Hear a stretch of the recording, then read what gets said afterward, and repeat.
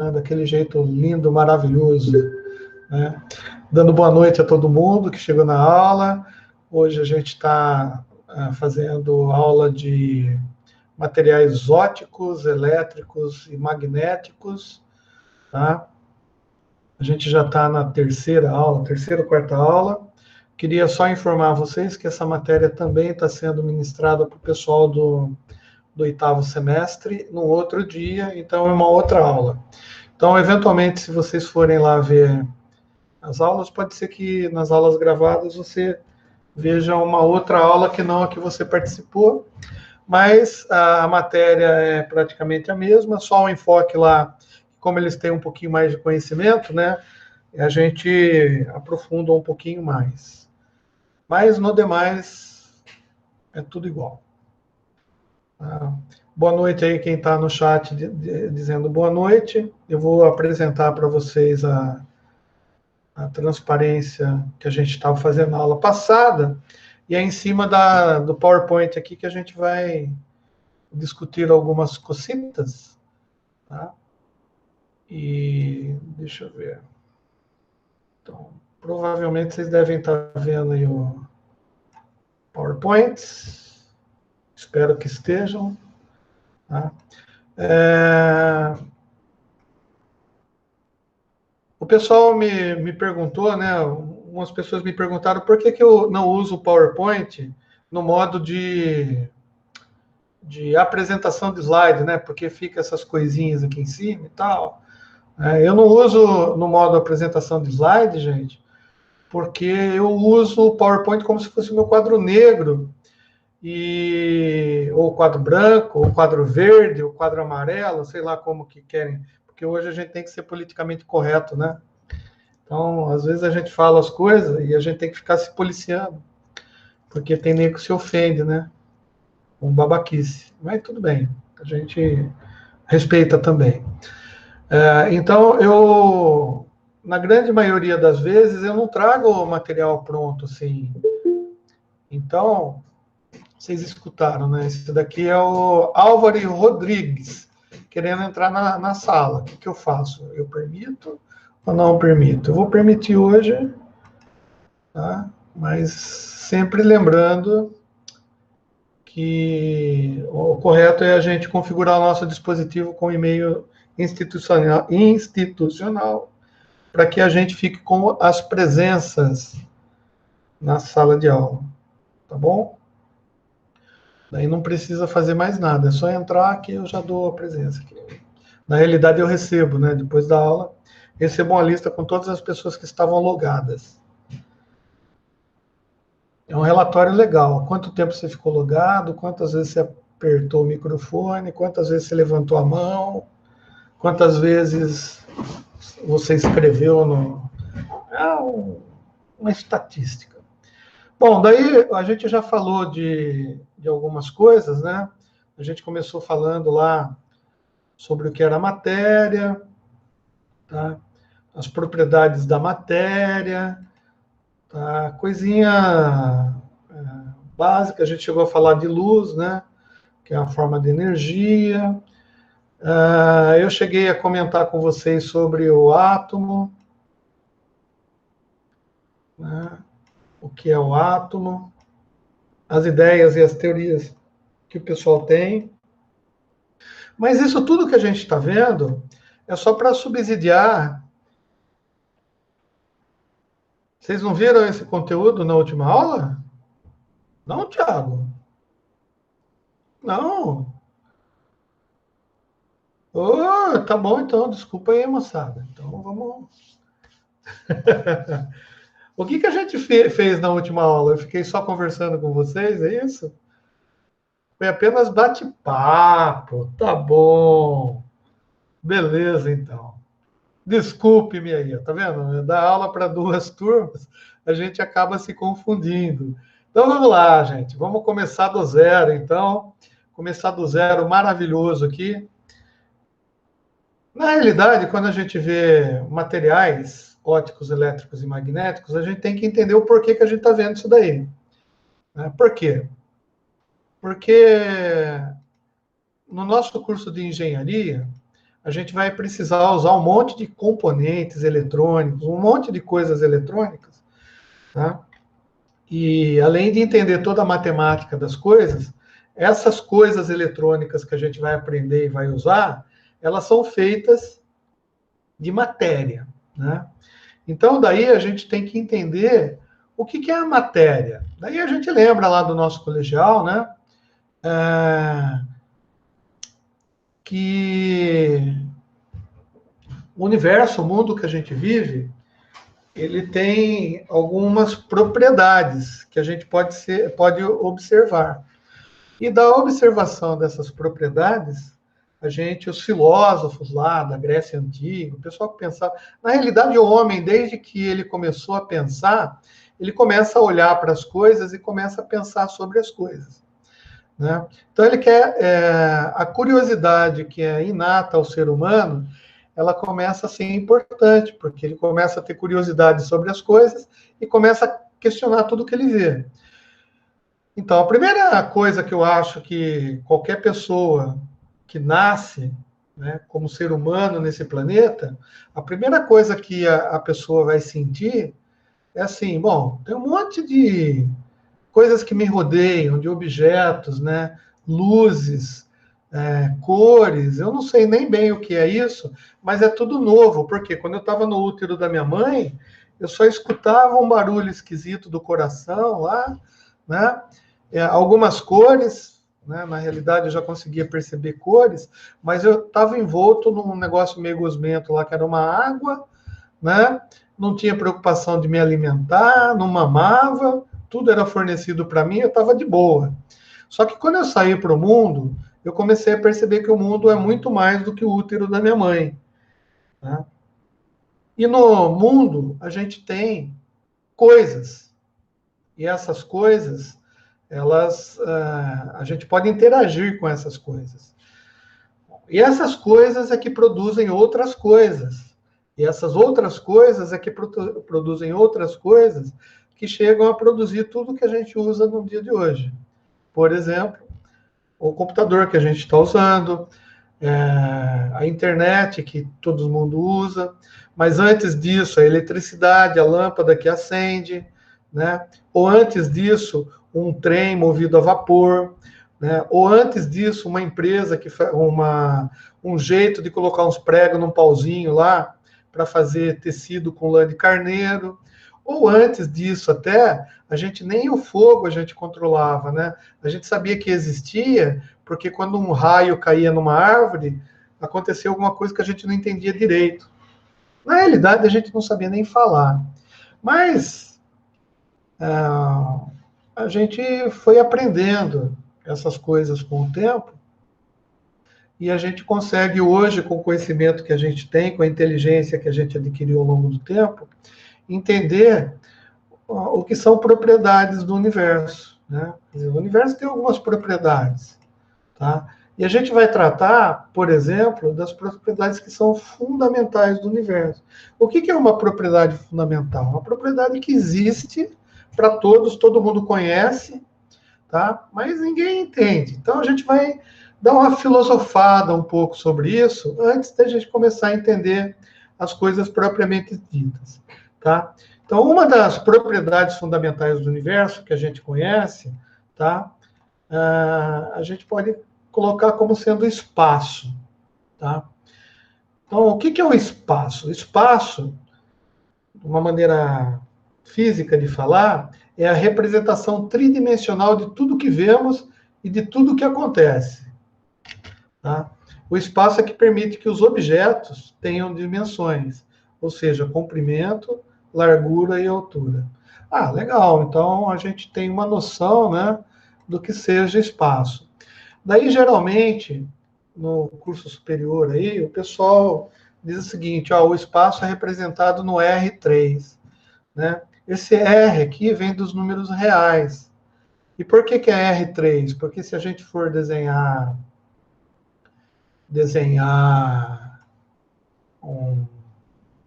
um jeito, né, de representar o espaço, a gente coloca, tá?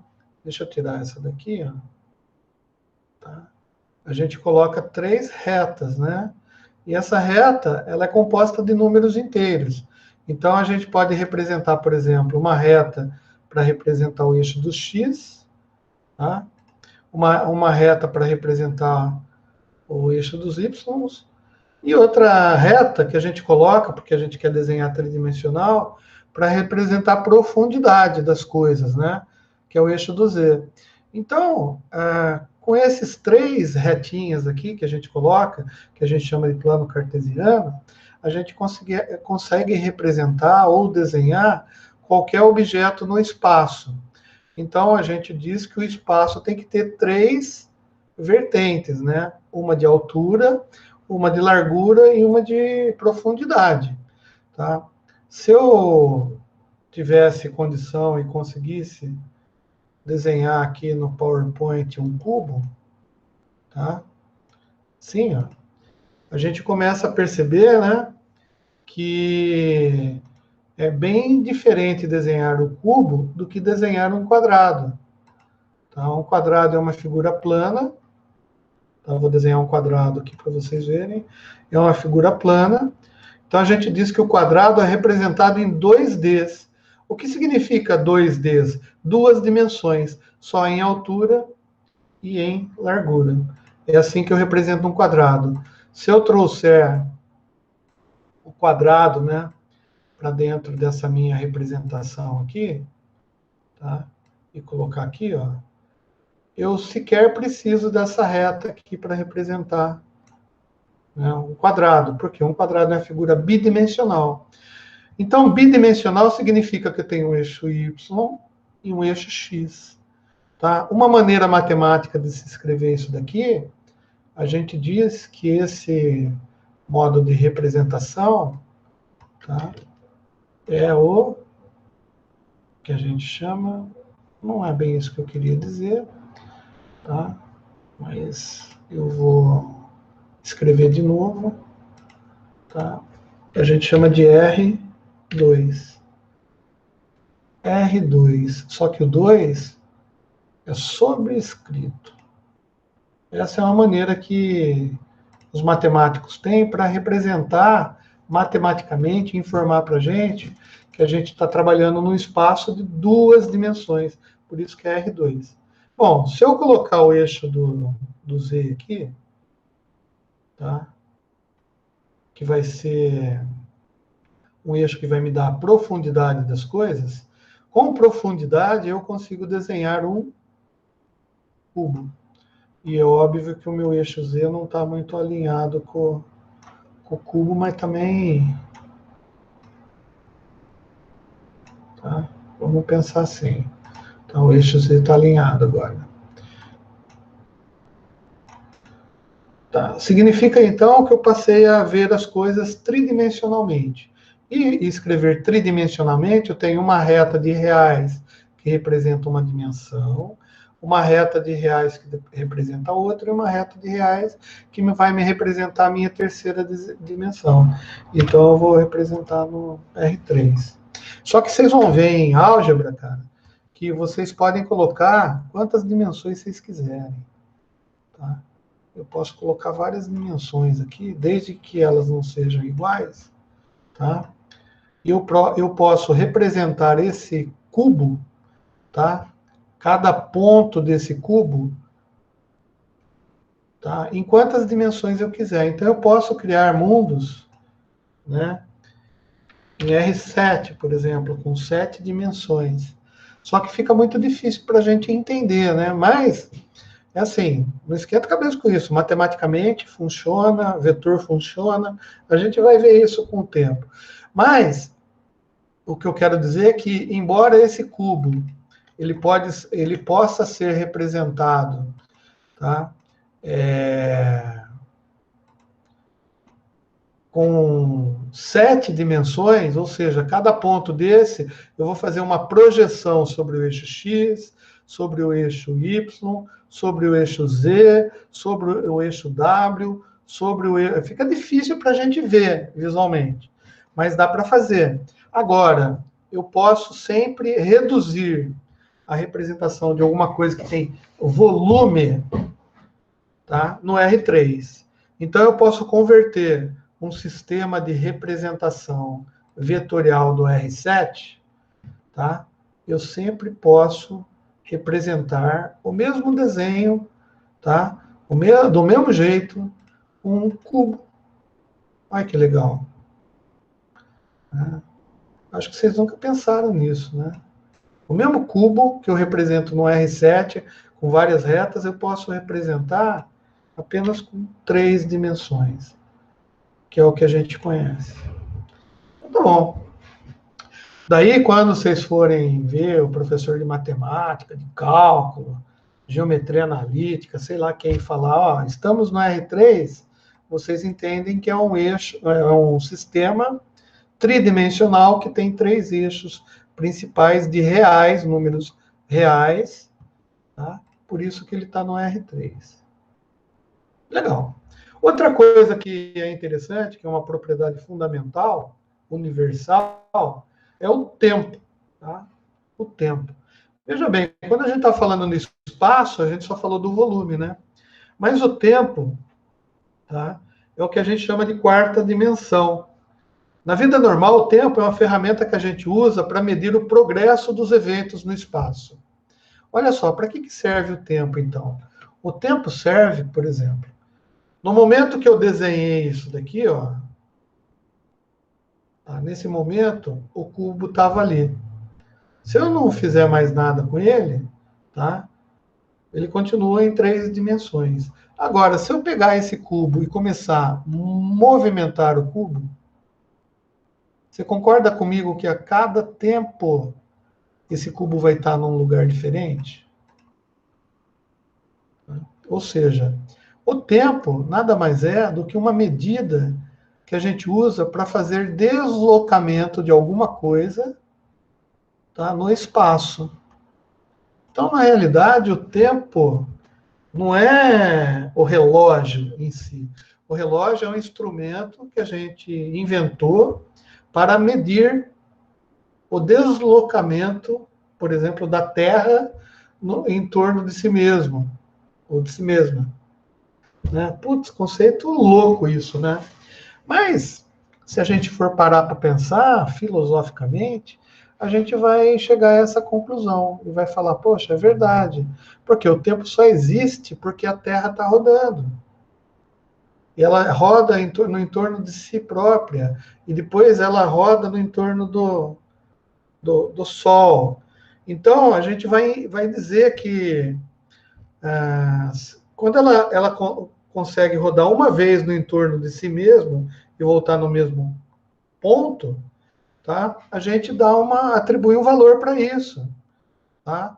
E a gente chamou de hora, de minuto, de dia, tá? Podia chamar de Sbrovski, paralelepípedo, podia pôr o nome que quisesse, mas esse nome dessa coisa, que é ver que um ponto na Terra dá uma volta sobre si mesmo e chega no mesmo local no espaço, tá? É um tempo. A gente chama de tempo. Podia chamar de paralelepípedo, né? Ou seja, se eu pegar esse cubo e fazer ele dar uma volta aqui e parar no mesmo lugar que ele estava, esse deslocamento, tá, leva um tempo. Tá? Então, a gente usa o tempo como uma ferramenta de medida de deslocamento. Tá?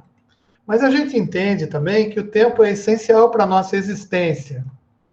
Concorda?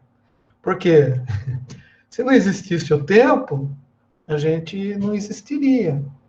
Né? Por quê? Porque as coisas ficariam todas estanques, paradas. Então, não existiria o Big Bang, não existiria o deslocamento das moléculas no espaço, não existiria juntar uma molécula de areia com a outra, tá? Ou de um gás com o outro, para formar aqueles aglomerados de poeira que depois de um certo tempo se transformou no planeta que a gente conhece hoje. Então, o tempo, na realidade, é a medida de algo que vai modificando, que vai se metamorfoseando. Serve. tá? Agora, uma coisa é certa, a gente não consegue separar claramente o espaço, tá? Que é o que a gente ocupa, né? De presença no sistema de 3 dimensões que a gente considera ter, a gente não consegue dissociar o espaço do tempo, tá? Porque o tempo existe porque a gente ocupa lugar no espaço. Se a gente não ocupasse lugar no espaço, o tempo não existiria. E o tempo só existe, tá? Porque a gente ocupa lugar no espaço. E assim sucessivamente. Bom, teorias à parte, né? Filosofias à parte, tem cientista que já considera, tá? Essas grandezas, tá? Essas propriedades fundamentais, espaço-tempo, como sendo uma só. Tá bom?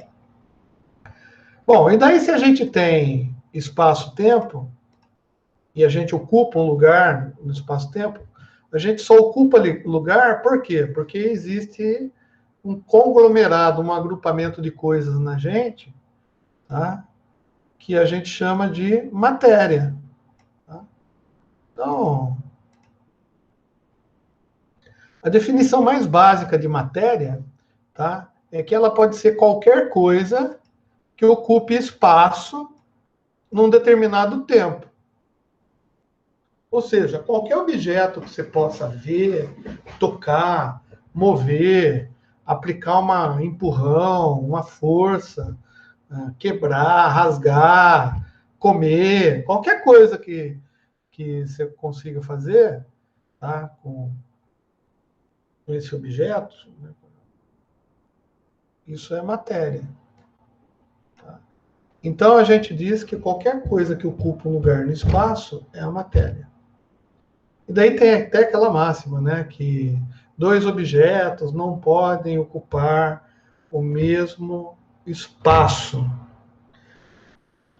Tá? Beleza, a gente entende. Por quê? Porque o espaço já está ocupado. Então, 2 coisas não podem ocupar o mesmo espaço na matéria. Né? A matéria não pode coexistir no mesmo espaço desde que esteja no mesmo tempo. Por quê? Se eu tenho uma matéria aqui, ela deixa de existir, 1 segundo depois eu coloco outra, então essa outra pode ocupar aquele espaço que era ocupado pela matéria anterior num tempo anterior. Legal.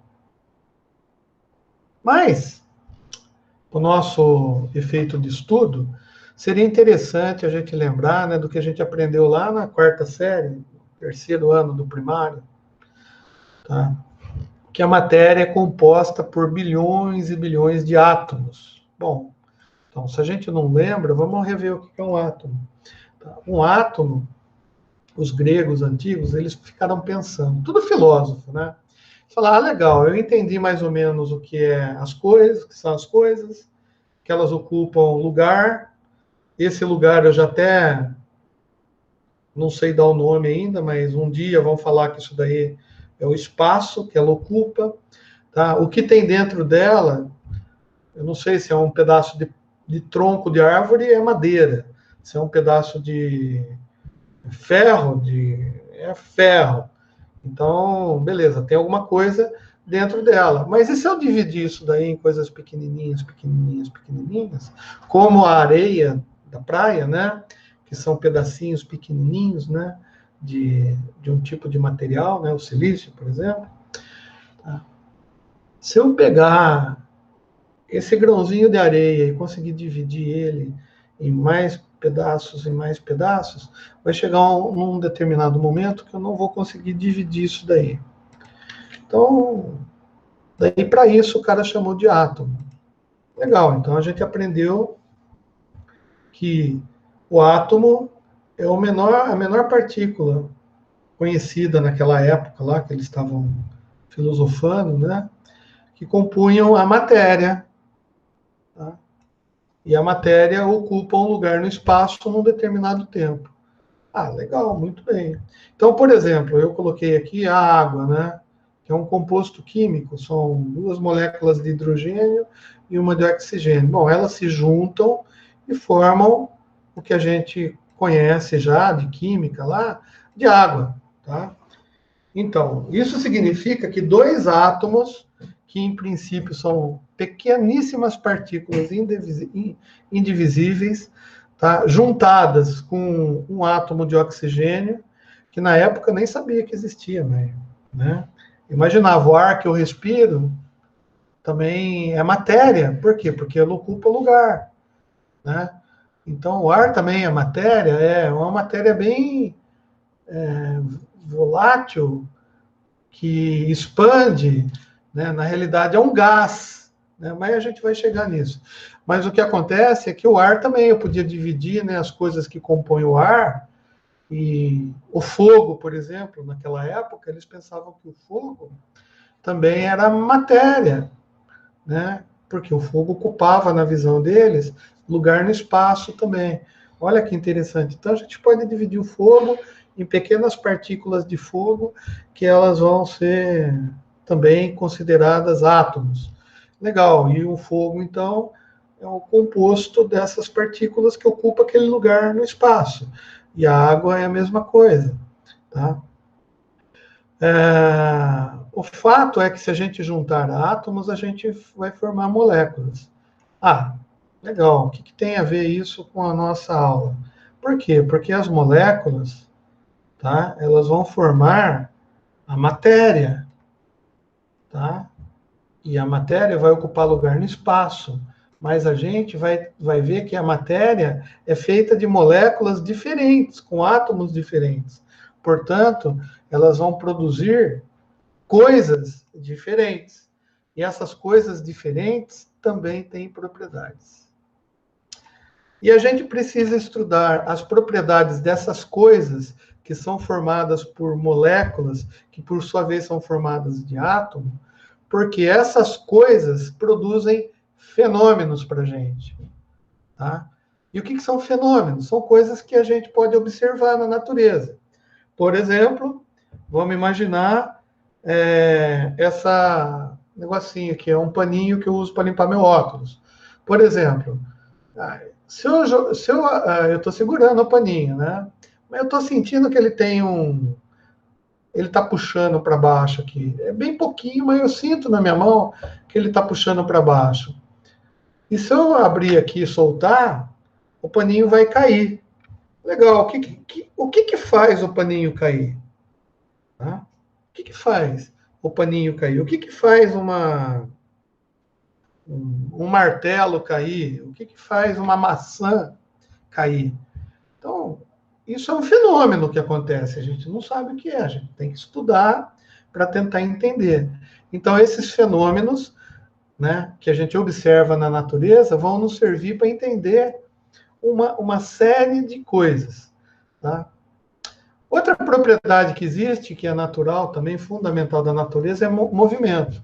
O que o movimento é, na realidade? Qualquer coisa que esteja mudando a posição no espaço, tá? Está em movimento. Ou seja, se eu tenho um negócio que não muda a posição no espaço-tempo, concorda? Uma coisa parada, tá? Ela não está em movimento. Parece absurdo a gente falar essas coisas assim, de parado, movimento. Claro, né? Por quê? Porque o nosso conhecimento comum, né, já nos... quando você fala movimento, você já entende que é alguma coisa que não está estática, que não está parada, né? Então, é muito fácil a gente entender esses conceitos. Mas imagina você acabou de sair do útero da sua mãe e alguém tenta explicar para você o que é movimento. Você vai conseguir entender? Não, porque você não sabe nem entender o que ela está falando, o que a pessoa está falando. Então, fica complicado você entender algo, né? O nome, né? O que significa aquela palavra, se você não sabe algumas outras coisas básicas. Ou se você não observa o fenômeno. É assim que a gente aprende a falar, é assim que a gente aprende a andar, é assim que a gente aprende fazer tudo na vida, observando fenômenos, observando coisas que a gente, alguns fenômenos a gente já vê e já sabe o nome, porque alguém já falou para a gente, mas tem fenômeno que a gente não sabe, que a gente observa e não sabe. Por exemplo, um raio. Eu olho para o céu num tempo chuvoso, de repente eu vejo um negócio caindo lá e pega na árvore e pega fogo ainda. Poxa, hoje, qualquer criança olha e sabe que é um relâmpago. Por quê? Porque quando ela era criança, ela perguntou para a mãe, para o pai, sei lá para quem, o que é aquilo, e alguém falou, aquilo é um raio, é um relâmpago. Ou seja, a criança observou o fenômeno, perguntou o que era. Por associação, alguém falou um nome lá, paralelepípedo, e daí a criança olha para aquilo, toda vez que ela vê aquilo, ela associa paralelepípedo. Ou seja, ela associa o fenômeno ao nome. Tá? E daí ela aprende a falar. Quando ela entra na escola, ela vai encontrar outras crianças. E quando ela vê o raio lá e falar paralelepípedo, talvez uma outra criança a corrija. Diga assim, não, isso não é paralelepípedo. Paralelepípedo é aquele negócio que tem na rua.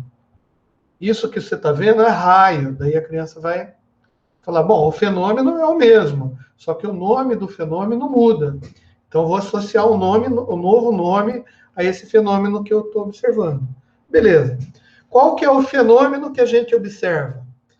Alguma coisa, alguma matéria muda a posição no espaço. Que nome que eu vou dar para esse fenômeno? Bom, aqui no Brasil a gente chama de movimento. Na China, Jojo. Né? Na Índia, Yanhum. Né? Na Rússia, Hasbrovsk. Né? Nos Estados Unidos, Movement. É um nome, cara. Então, é um nome que significa as coisas. Na matemática, né, na álgebra, a gente dá nome para um monte de coisas que a gente observa nas contas que a gente faz. Os nomes são simplesmente descrições do fenômeno observado. Então, movimento é a observação de que alguma coisa, um objeto, matéria, muda a posição no espaço, no tempo. Né? Interessante isso, né?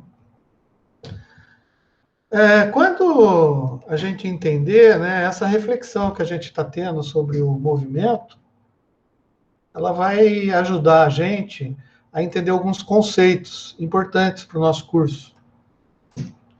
No momento, a gente só está filosofando e eu espero que esse papo filosófico não dê sono para vocês. Por quê? Porque a gente sabe as palavras, a gente associa mais ou menos as palavras aos fenômenos que foram observados, às vezes nem pela gente, foram observados por outras pessoas, tá? E a gente acredita fielmente no que a outra pessoa disse para a gente, porque ela é mais bonita, ela é mais charmosa, né? Ela é professor de universidade. Então, você acredita no que a pessoa disse para você. Mas, como um bom engenheiro, um bom físico, um bom cientista, um bom ser humano, você sempre tem que usar a sua capacidade crítica para ver se o que o César está falando para vocês faz sentido.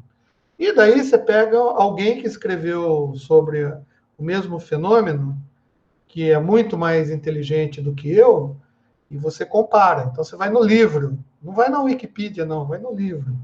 Tá? Daí um livro escrito por um bom autor, ou pela pessoa que deu nome à coisa. Né? Então a gente vai ver que o cara que observou que uma coisa, num certo tempo, ela muda no espaço, ele disse que esse fenômeno chama movimento. Tá? Daí tem vários tipos de movimento. Né? Daí na física lá a gente aprendeu um monte. Mas a gente nunca pensou no fenômeno.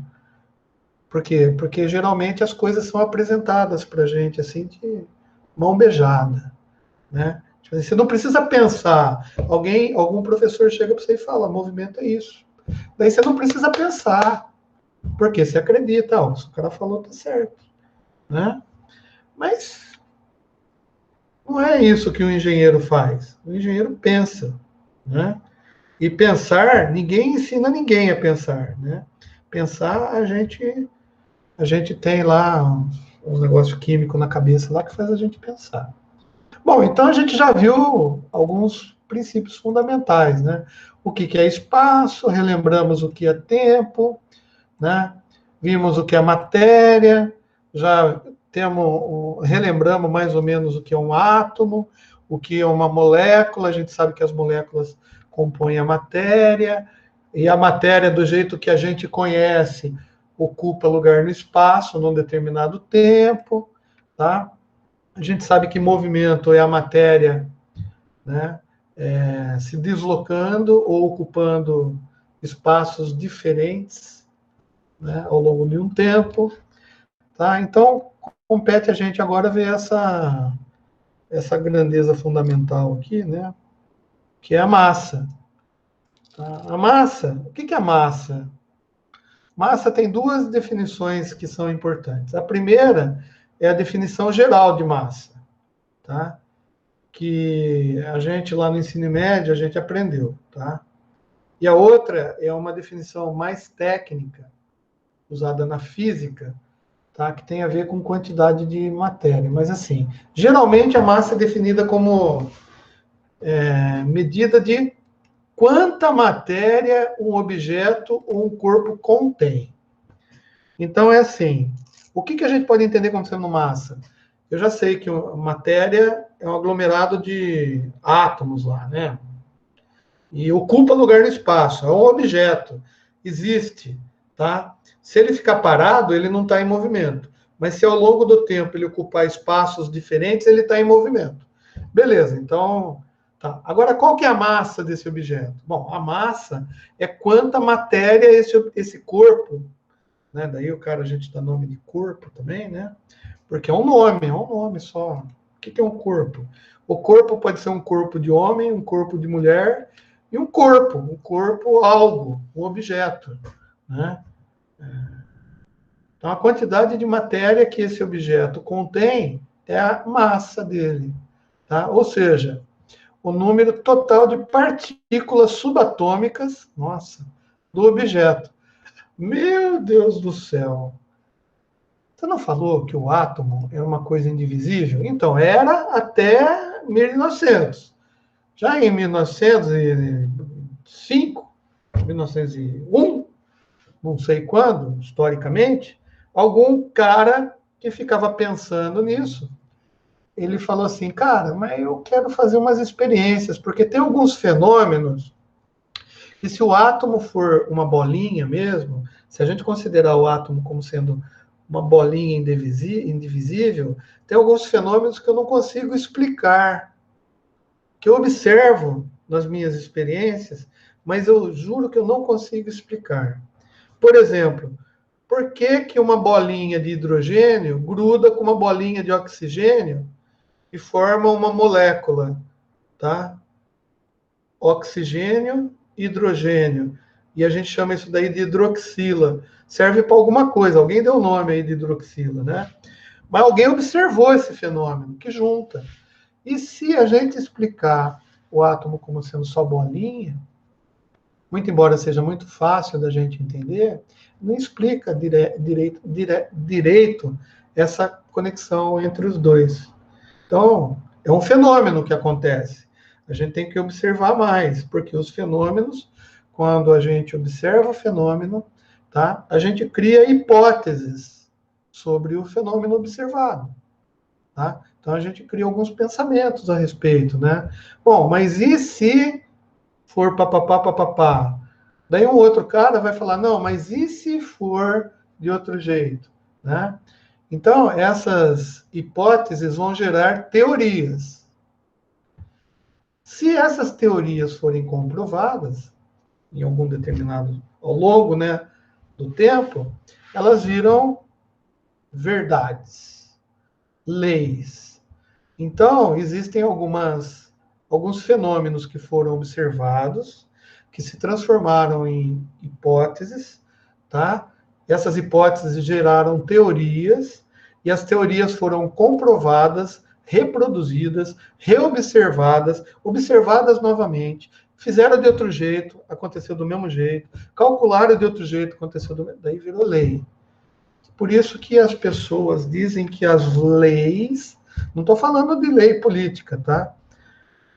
As leis, elas são verdades absolutas, vamos dizer assim, porque elas foram testadas. Então, existem algumas leis. Quem que faz lei?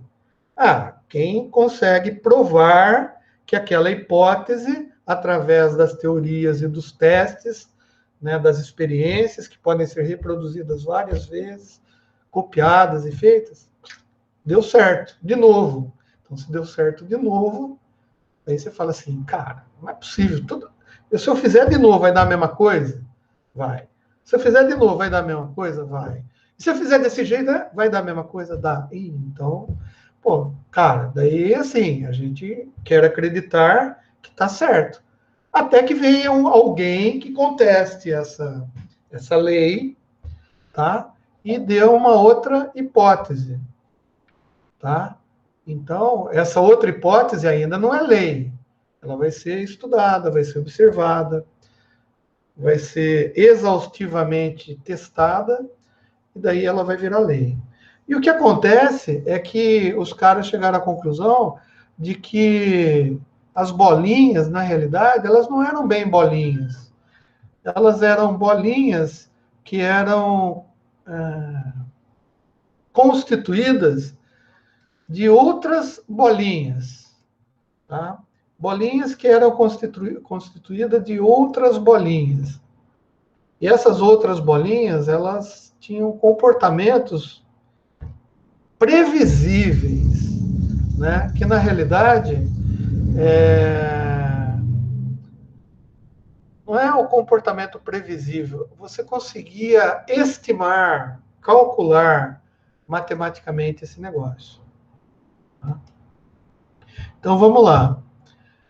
E daí alguém teve que fazer uma hipótese, né? Daí o cara falou assim, legal, então os átomos são compostos de partículas subatômicas, tá? E vou dar nome. Que nome que eu vou dar? Fio, pode ser tijolo, a foice, né? E carneiro. Beleza. Então, tijolo, foice, carneiro são os nomes que eu vou dar para essas coisas que eu estou observando, e estou calculando, e estou experimentando naquela menor partícula que a gente viu, que a gente chama de átomo. E mais, né? Tem um conceito que diz assim, bom, conceito de cargas, né? Mas a gente vai passar para isso um pouquinho mais para frente, mas é assim, o nome que os caras deram não foi tijolo, não foi foice, não foi ovelha, tá? Eles chamaram de elétrons, de prótons e nêutrons. Beleza, então a gente sabe, né, nesse momento agora, que os átomos não são só bolinhas, eles são compostos de partículas subatômicas. Daí o cara fez um modelo. Como que é um modelo? O modelo, o cara falou assim, eu vou inventar um modelo, vou desenhar aqui, porque o modelo geralmente é um desenho, né? É um desenho, tá? Eu vou falar assim, o átomo, tá? Na realidade, que eu chamava de bolinha, ele é feito de uma parte que a gente chama núcleo, tá? E uma parte que a gente chama eletrosfera, tá? E na eletrosfera, a gente tem partículas, tá? Para cada tipo de átomo. Deixa eu preencher de vermelho. Tá? Tá? E essas ficam na eletrosfera. E eu não sei quantas tem, mas depois vamos entender aqui assim como que faz. Tá? E na realidade existem várias eletrosferas aqui. várias camadas diferentes, né? Então, criou-se um modelo. É só um modelo, cara, um jeito de você... O modelo nada mais é do que uma maneira de você explicar alguma coisa para alguém que não está vendo aquilo. Você cria um modelo para explicar. Pode ser um modelo desenhado, que nem eu fiz, ou pode ser um modelo matemático. Tá? Para quem entende o matematiquês, e consegue entender tudo aqueles breguetes lá que o cara coloca, então o cara entende aquele modelo. Tá? Mas legal, então o cara inventou esse modelo. A gente vai ver que esse modelo aqui não é o modelo que a gente está usando atualmente. Tá? Por quê? Porque as coisas foram observadas, né? A observação contínua das coisas faz com que os modelos vão evoluindo, né? O conhecimento vai evoluindo. Mas beleza. E daí a gente... Legal, então, geralmente massa é definida pela quantidade de bolinhas dessa aqui, ó, tá? Que um corpo contém. O número total de partículas que ele contém. Antes era só bolinha, agora são elétrons, prótons, não sei o que lá. Tá? Agora, é sabido também que se você multiplicar essa massa que a gente já entendeu, que a quantidade de bolinhas que tem lá dentro, de átomos, né, pela força da gravidade, putz, o que é a força da gravidade, cara? Força da gravidade também é um fenômeno que acontece, que não tem que contestar. Não, sabe, não dá para terraplanista falar que não existe, porque é uma coisa que ele chamou de força da gravidade. Podia chamar de Robertão. Robertão, vou chamar de Robertão aqui para vocês. Robertão. Então, o que é o Robertão? O Robertão é o seguinte fenômeno que a gente observa. Se eu largar isso daqui, o negócio vai para o chão. Esse é o fenômeno. O que faz esse negócio aqui na minha mão ir para o chão? O Robertão. Eu não sei o que é Robertão ainda, né? Mas o Robertão faz o negócio ir para o chão, tá? E se eu multiplicar a quantidade de coisa que contém o objeto pelo Robertão, vezes o Robertão, não sei o que é o Robertão, tá? Eu vou dar um outro nome para essa coisa, que eu chamei de peso. Tá? Bom, então o que é o peso? Vou pegar a cortininha de novo. O peso, cara, é o seguinte: essa cortininha, o papelzinho, paninho verde, palmeirense, está ocupando um lugar no espaço e ela só está aqui em cima porque a minha mão está segurando ela. Né? E eu estou sentindo que tem um Robertão puxando essa coisa aqui, que tem uma quantidade de bolinhas aqui dentro, que eu não sei quantas são, para baixo. Tá? E se eu soltar, o Robertão vai puxar essa para baixo. Legal. Então, se eu multiplicar a quantidade de bolinha que tem nesse paninho aqui, que são os átomos que compõem esse material, ou seja, a massa dessa matéria que ocupa um lugar no espaço, tá? Multiplicar pelo Robertão, tá?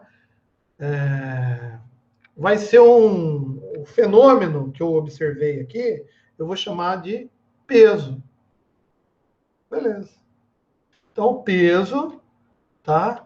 É uma força, eu não sei o que é força, vai. É uma coisa que puxa a massa para a Terra. O Robertão. Eu chamei de Robertão. Não, eu vou chamar de Gustavo. Gustavão. Eu vou chamar de Gustavão, porque daqui a pouco eu vou usar esse G aqui para alguma coisa. Então é G, não é campo gravitacional ou gravidade. É G de Gustavão, cara. O Gustavão é que faz o negócio cair, tá? Então, na verdade, tá? Bom, a gente vai sedimentar mais conceitos para a gente chegar no conceito de campo, tá? Que a gente vai precisar também. Bom, o peso do seu corpo, muda quando você come ou se exercita. Concorda? Mas por que o seu peso muda quando você come muito? ou quando você se exercita muito? Porque o que muda na realidade é a tua massa. É massa muscular forte, fraca, não gorda, massa magra, massa muscular. Ah, a gente até fala isso, né? O que muda na realidade é a sua massa. Por quê? Você come o alimento, uma parte do alimento se transforma em moléculas no teu organismo, alguma parte desse alimento sai, né? Sai. É uma massa não muito agradável, né? Mas uma massa sai. Agora, uma parte do que você comeu, que transformou lá em algumas moléculas que ficou dentro de você, filho. Então, essas coisas que ficaram dentro de você, essas bolinhas, elas vão juntar com a massa que já existe em você. Então, vai aumentar a sua massa, né? Agora, o que causa o aumento do seu peso é a quantidade de massa que muda dentro de você. Se você conseguisse transformar tudo que você comeu, tá, naquela massa que sai de você, né, que às vezes a gente tem no cérebro, né, que é aquela massa encefálica intestinal, então daí você perde massa. Se você perde massa, né, você diminui o seu peso. Porque o Gustavão vai puxar você com uma força menor. Olha que interessante. Eu vou tentar explicar para vocês de uma outra maneira aqui. Talvez uma maneira que vocês nunca viram. Tá?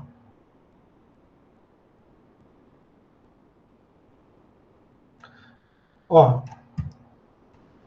eu tenho uma massa, tá? Eu vou chamar de Terra, que é o nosso planeta grandão. Eu vou pegar uma bolinha dessa aqui, ó.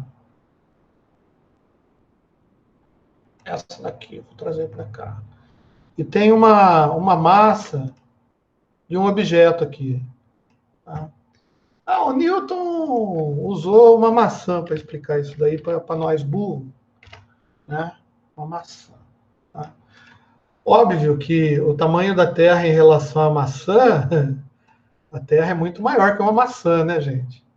Tá? Mas dá para a gente entender. Bom, o que acontece, o que a gente quer observar aqui é o Gustavão. Tá? O que o Gustavão é? O Gustavão, cara, é alguma coisa que eu chamei de Gustavão, tá? É alguma coisa observável, né? Observável, mas o Gustavão, eu vou dar um zoom aqui, deixa eu zoom, o zoom, né? O Gustavão, cara, é alguma coisa observável. O que a gente observou? É que se a gente soltar o paninho ou soltar a maçã, tá? A maçã vai cair para a terra. Tá? E essa observação desse negócio aqui é o que eu chamei de Gustavão. Mas depende do tamanho da maçã, né? Depende do objeto. Na realidade, não depende do tamanho, depende da massa, porque a gente viu que se eu multiplicar o Gustavão pela massa, tá? Eu vou ter o peso. Ah, então tá bom. Ah, César, escreve isso daí para mim, matematicamente, vai. Tá? O Gustavão,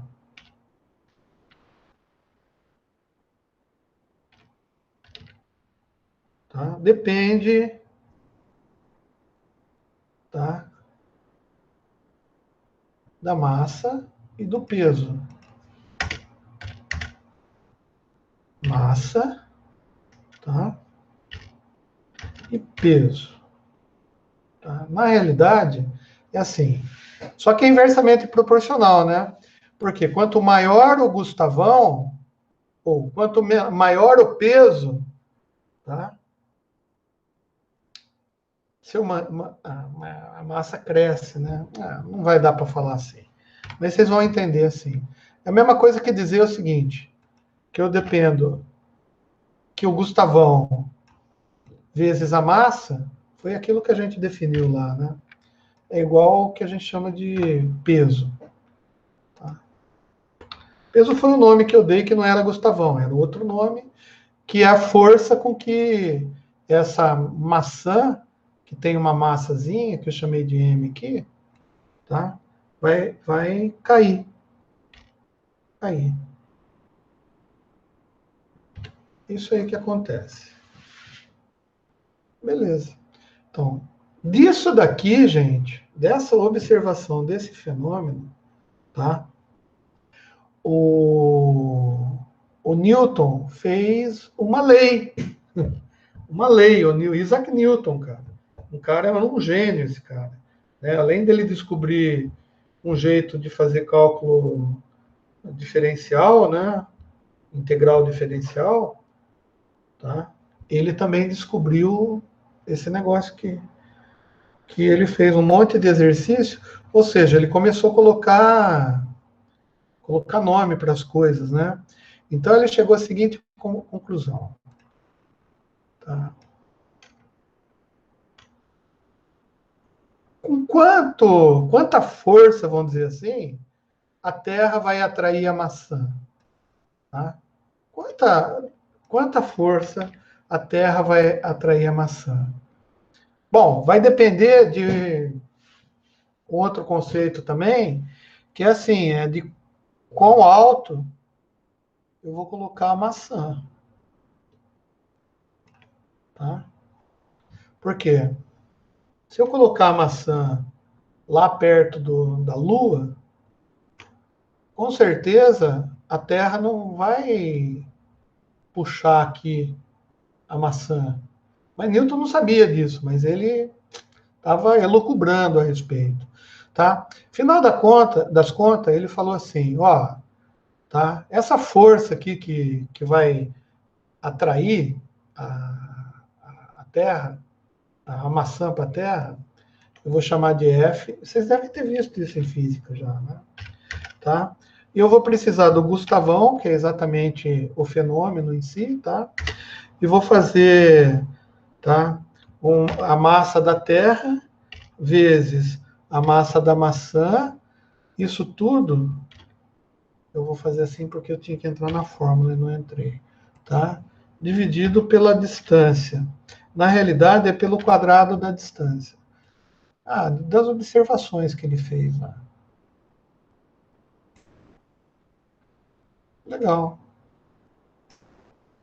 Beleza. E daí, cara, então, tem isso daqui ele descobriu, tá? Que é o Gustavão, né? Vezes o imão, vezes o eminho, dividido pela distância ao quadrado. Então, isso daqui é uma força. Mas, se a gente chegar perto da Terra também, a gente estava pensando nisso aqui, né? Que o peso é o Gustavão vezes esse negócio aqui, né? Então, a massa. Então, existe uma outra fórmula, tá? Que é a fórmula do peso. E essa fórmula do peso, o que ela faz? Ela depende da massa, tá? E de uma coisa, tá? Que é um deslocamento, uma aceleração aqui, que a gente vai chamar de Gzinho. Aqui, ó. Gzinho, tá? Que é a aceleração da gravidade. E olha que legal, então, né? Bom, se esse peso aqui, tá? Depende do tamanho da bodega aqui, tá?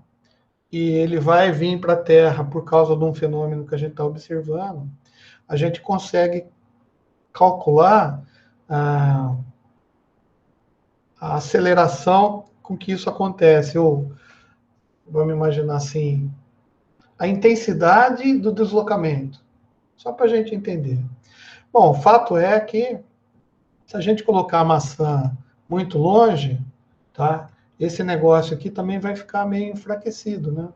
Mas essa força-peso, de uma certa maneira, é o mesmo fenômeno, é o Gustavão que a gente está tentando. Então, se isso é o Gustavão, isso é o Gustavão, tá? O que a gente pode fazer? A gente pode igualar essas duas coisas aqui. Ó. Então, eu vou igualar isso daqui a isso daqui.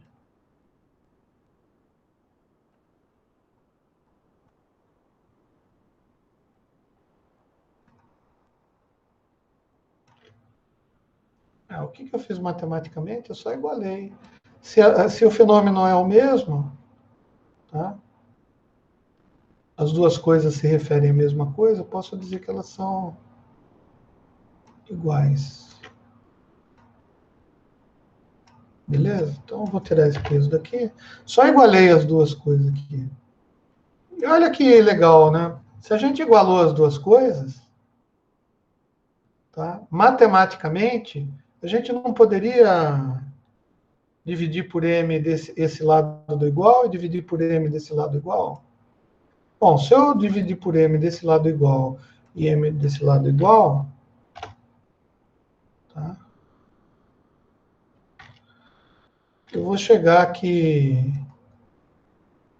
Isso que eu estou querendo entender o que é, tá? Não depende da massa da maçã. Nossa senhora, não depende da massa da maçã?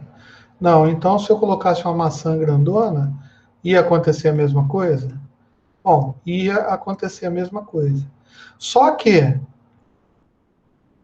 tem um conceito também de conservação de energia que é um pouco mais complexo, mas diz o seguinte: da mesma maneira que a maçã, tá, é atraída pela terra, a terra é atraída pela maçã. O único problema que faz com que a maçã caia em relação à terra e não a terra suba, né, em relação à maçã, é por causa do tamanho da maçã. Mas a gente viu também que independe do tamanho da maçã. Ou seja, a força, o Gustavão, né, que acontece aqui, independe do tamanho da maçã. Se independe do tamanho da maçã, tá? Se eu tiver uma maçã do tamanho da Terra, o Gustavão que vai existir entre as duas aqui, ó, vai ser a mesma, se for do mesmo tamanho. O que significa dizer, se for do mesmo tamanho, que a massa, a quantidade de matéria que existe na bola vermelha é igual à quantidade de matéria que existe na bola azul. Nossa, César, você foi fundo aí, hein? Tá.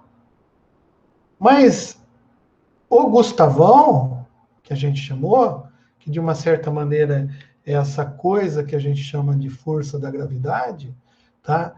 Na realidade, a gente pode chamar também de campo gravitacional. Tá? E esse conceito de campo, que a gente está mais ou menos entendeu aqui no campo gravitacional, você vê que independe do tamanho da maçã, né? Ele ocorre só pelo fato de alguma coisa ocupar o lugar no espaço. Alguma coisa que tem matéria e que ocupa lugar no espaço, tá? Ele produz um campo no entorno dele. O que é o campo? O campo vai ser uma perturbação aí, que a gente chamou de Gustavão, né? Agora a gente já vai chamar de campo gravitacional. Por quê? Porque, ou seja, o que eu quero dizer, Fio, é o seguinte: só pelo fato de você existir, você já perturba. Então, entenda assim: só o fato da sua existência, cara, já é perturbadora, já tem um campo no entorno de você, um campo gravitacional. Por isso que você, né, além da sua insignificância, porque o seu tamanho em relação à Terra é ínfimo, tá? Independente do seu tamanho, se você estiver dentro da Terra, em cima da Terra, o campo gravitacional seu vai existir e o campo gravitacional da Terra vai existir.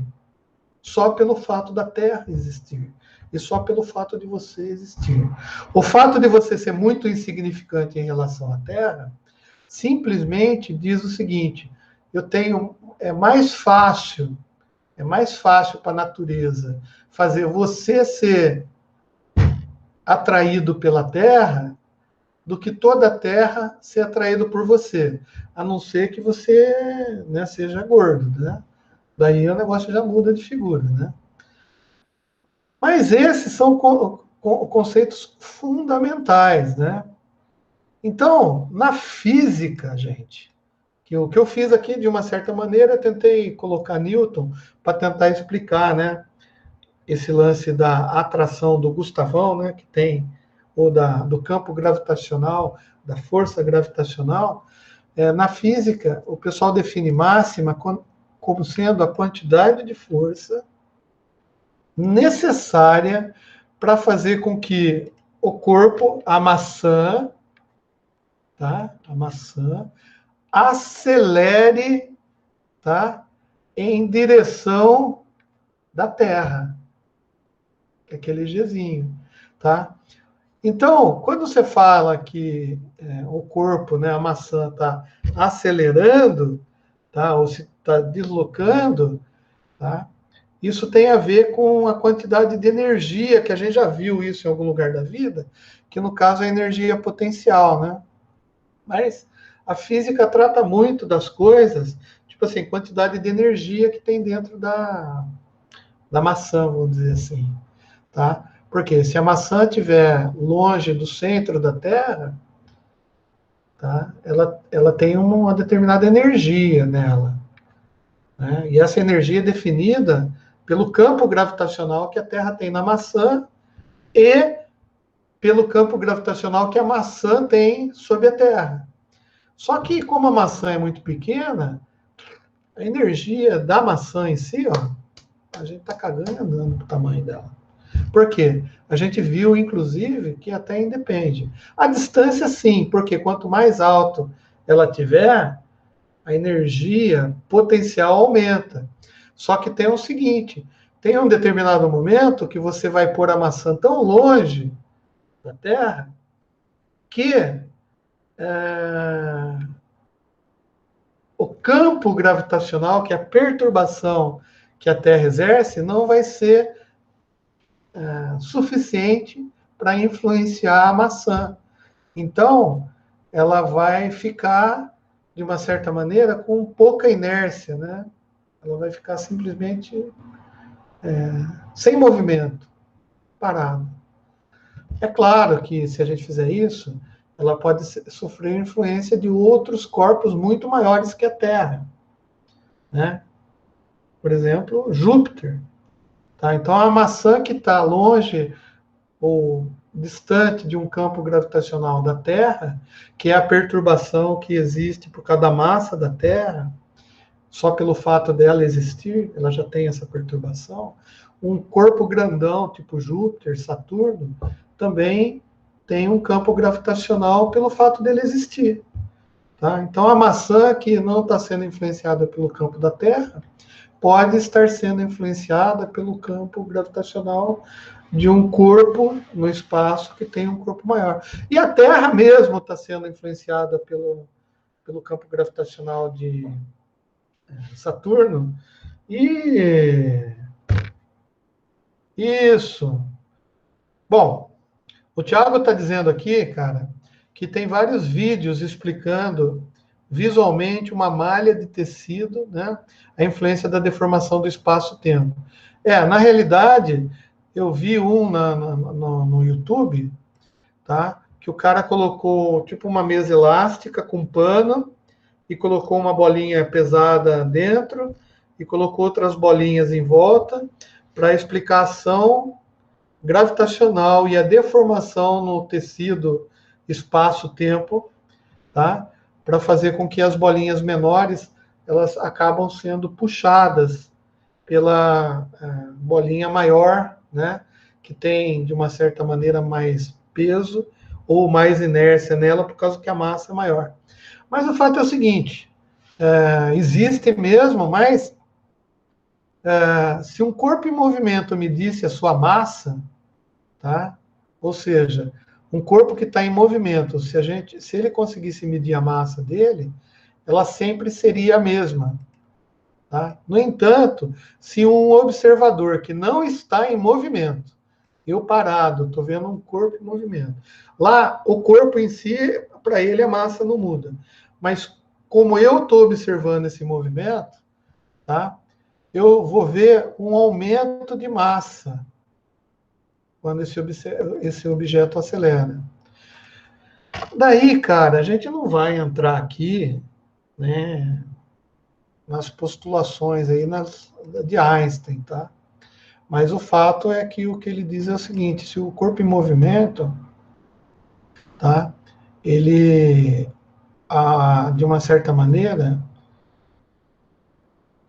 ele tem um aumento de massa em relação a quem está parado, mas para ele mesmo a massa dele é constante, tá? Agora a massa tem a ver com energia, potencial.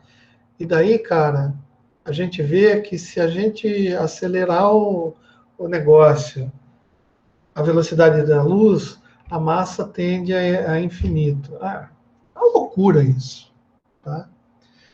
Mas por que a gente está vendo isso tudo, né? Porque ainda temos que aprender um pouquinho o que é energia, tá? Por quê? Porque energia a gente vai usar. Vocês estão vendo pequenininho aí, né? Pequenininho, tem que aumentar aqui.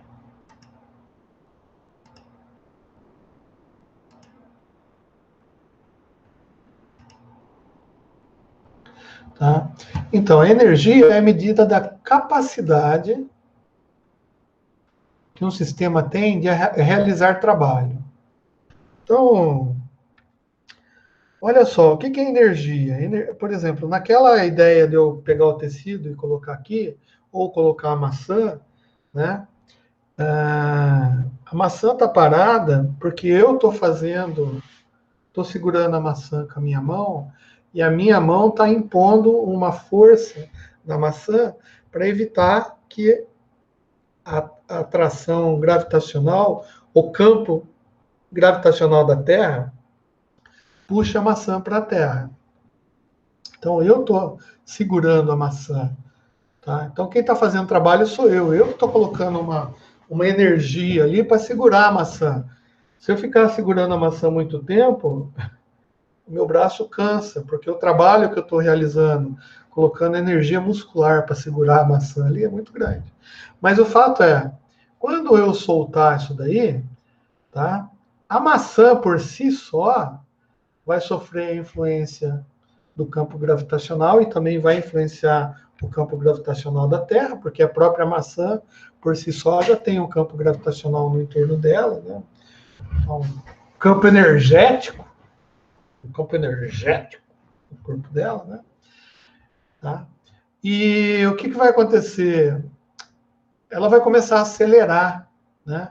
Então, essa energia que ela tem naquele local do espaço, tá? Ela vai se transformar no movimento. Ou seja, ela estava parada na minha mão, quando eu larguei, ela começou a se movimentar. Então, o sistema energético que estava sendo construído ali, porque eu estava segurando a maçã, né? A maçã tinha a massa dela que provocava uma energia ali, né? Uma gravitacional ali, não sei o que lá. A hora que eu soltei, o campo gravitacional está puxando a maçã e as energias que estavam ali na maçã começam a se transformar em aceleração. Legal, então a maçã vai cair. Ou seja, vai se transformar no movimento. Bom, a aceleração, na realidade, é o tempo, né, do crescimento do movimento da maçã em relação à Terra.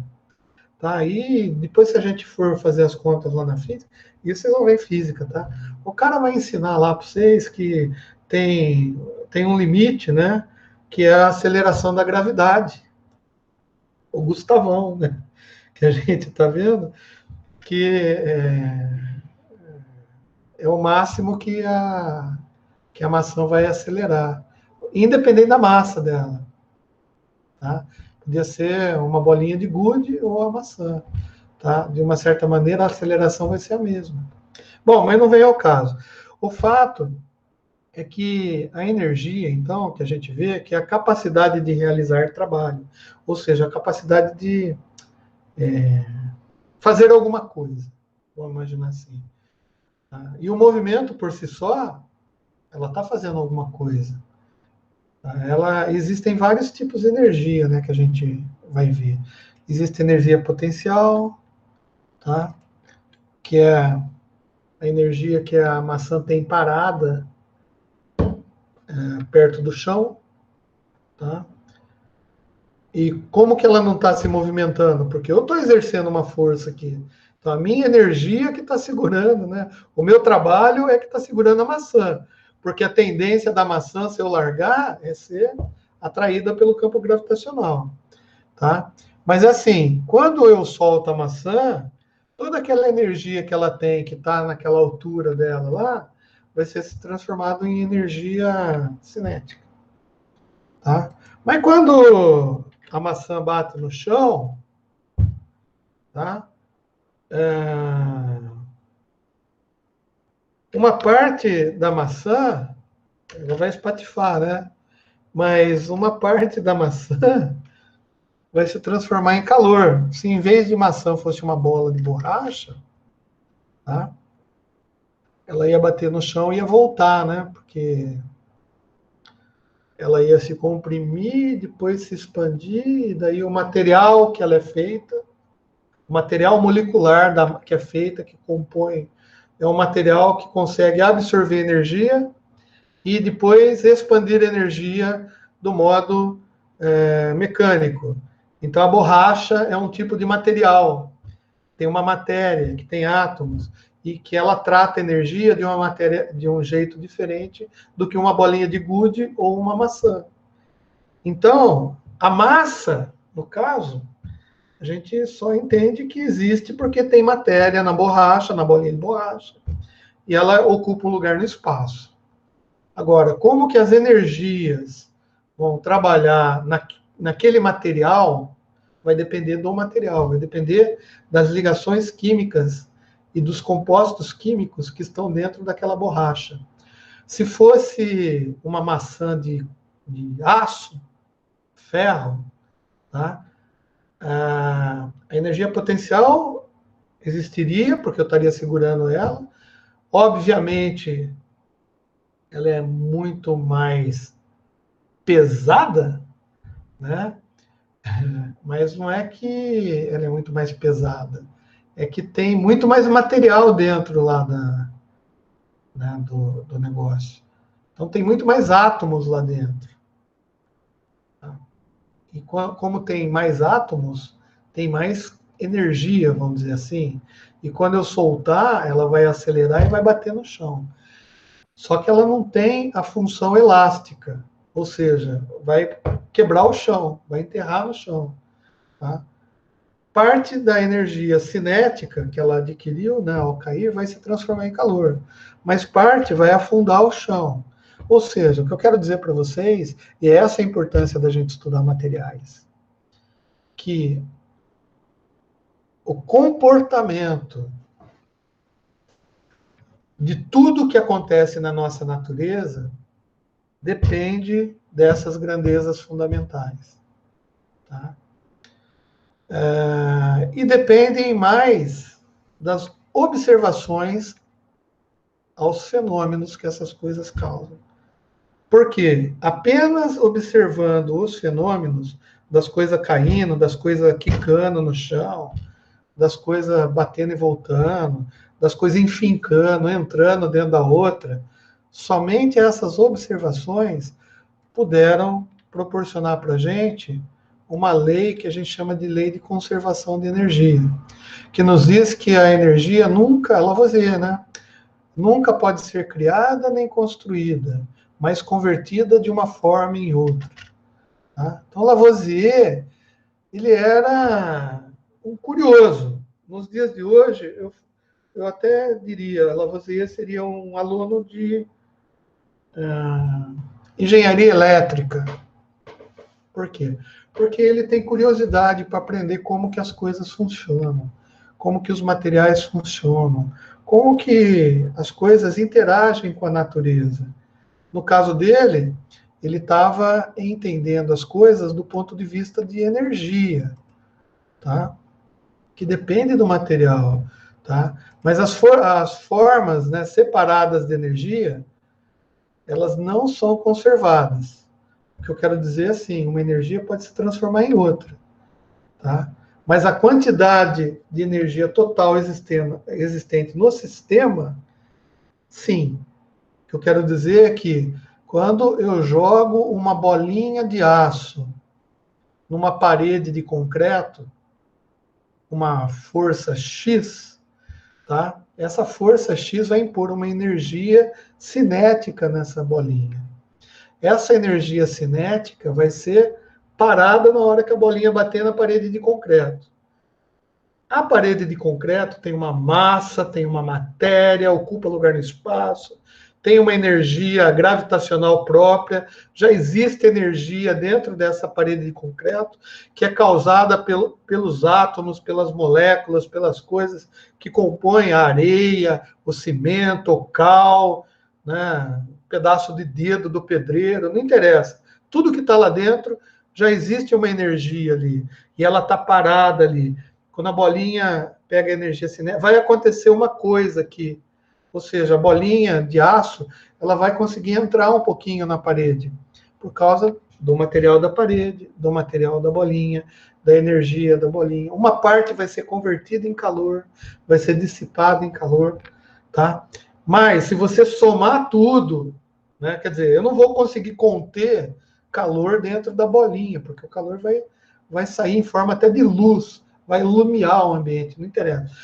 Uma parte da energia vai se perder, né? Mas se eu pegar o sistema fechado e analisar tudo, se eu somar a quantidade de calor, quantidade de impacto, quantidade de força, quantidade de movimento, quantidade do não sei o que lá, não sei o que lá, eu vou ver que todas as energias ali vão estar conservadas, tá? Então é isso que a gente viu na aula de hoje, tá? A luz, só para falar, né, que é uma outro tipo de coisa que a gente vai ver, a luz é uma forma de energia, tá? Só que a luz, ela pode ser entendida de várias maneiras, né? Tem duas teorias interessantes, tá? Que são aplicadas ao entendimento do fenômeno que a gente chama de luz, tá? Que é essa coisa que a gente enxerga, tá? Para enxergar, a gente tem que entender o olho, entender um monte de coisa, né? O olho humano, como que a gente enxerga e tal. Mas a luz, na realidade, ela é uma transmissão de energia, né? Que pode ser calor, tá? Transportado em blocos, tá? Em bloquinho, tipo assim, tem uma teoria que diz que a luz é um monte de bolinha, tá? Que a gente chama de fótons, que são transmitidos porque observaram isso e fizeram experiências e chegaram a essa teoria. Mas existem outras experiências que dizem que a luz se propaga por ondas, iguais às ondas que acontecem, as ondas mecânicas. E a gente consegue fazer experiências com a luz e comprovar também que muita coisa funciona por onda. E a gente vai ter que entender mais ou menos essas duas teorias, porque a gente vai usar luz nas matérias e nos materiais que a gente vai estudar. Tá? E do ponto de vista de engenharia elétrica, tem alguns momentos que a gente usa a luz até para transmitir informação na fibra ótica. Então é isso. Tá? Eu vou parar de gravar. Para quem está chegando hoje pela primeira vez, vou colocar aqui no meu... Bom, no portal lá da faculdade, vocês podem entrar lá no portal, tá? Se tiver em atividades, alguma atividade de leitura, que eu vou disponibilizar material para vocês lerem, vai estar lá, então, quando você entrar, vai ter atividades, né, para você, aluno, daí você vai entrar lá e vai ver que tem atividade para ver, tá? Se você entrar no plano de aulas, não foi publicado ainda, tá? Por quê? Porque Eu tenho aqui o plano de aulas, eu faço um plano de aulas, eu sigo o plano de aulas, mas para vocês lá eu não coloquei ainda, porque está dando uma confusão, tem quatro matérias, 4 turmas, eu teria que fazer 4 planos de aula, uma zona, não vou fazer isso, tá? Depois, se vocês quiserem seguir o plano de aulas, eu vou colocar de uma outra maneira. E nossa, o Henrique está chegando agora, no final, hein? E de fora ainda. Então, eu coloquei aí, ó, eu fiz um site meu, que eu já falei para alguns, tá? Onde tem os vídeos. Tá? Então, eu gravo a reunião e daí eu disponibilizo os vídeos lá. Também vou arranjar um jeito de disponibilizar os vídeos lá nas atividades lá, para você ver. Cada aula é um vídeo, tá? E você tem material para leitura, material para estudar. E qualquer coisa vocês me perguntem, não precisa perguntar, encher o saco do coordenador do curso. Pode perguntar para mim. Vocês devem ter eleição de alguém que vai representar vocês. Tá? Cada turma tem um representante de turma. E daí qualquer reclamação faz para o representante de turma. E o representante de turma me traz para a gente resolver. Beleza? Então entra no site lá, dá uma olhada. Os vídeos estão todos guardados no canal do YouTube. Vocês também têm acesso ao e-mail institucional, que é do Google, e o Google permite o YouTube, então está tudo lá arquivado, guardadinho. Tá bom, moçada? Deixa eu parar de apresentar. Alguém tem alguma dúvida que queira falar? Eu vou parar de gravar, mas eu estou na sala ainda por alguns minutos. Deixa eu só... Eu fico perdido nesse negócio aqui. Interromper gravação, pronto.